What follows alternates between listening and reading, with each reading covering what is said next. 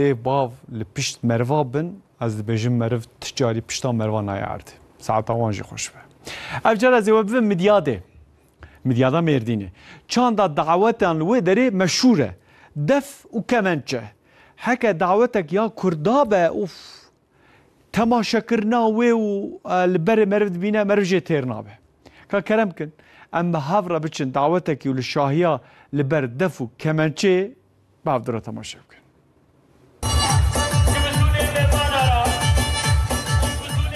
Lihêlekê kemançe, lihêladin jî dev.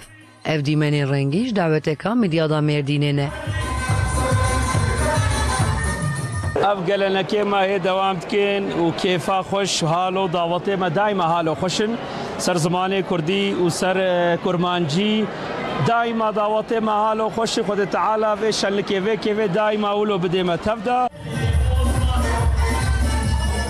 Li Herêmê çanda dawetên bi dev û kemançeyê jî dewam dike. Hema hemû dawetan de dev û kemançe lê dide. Kefa miletê mezaf kemaçeretê û ev kemaça me înşallah dewamî berdewam e.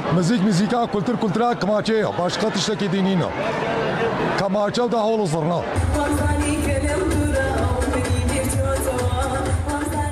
Dikevin mirên hev û li ber dev û kemançeyê têr govendê digerînin. Dev û kemançe bi taybetî jî di dawetên Kurdan de lê didin.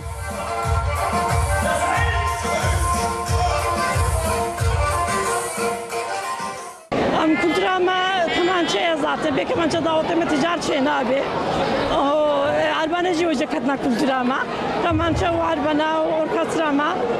Em kê xweşî dawetê berê îro em çêdikin kemança, arbana ew dawetê goberê çê dibin yani îro aynı sêm çêdikin. Xelkê Herêmê dixwazin nifşên nû jî çanda dev û kemançeyê hîn bibin û ji bîr nekin.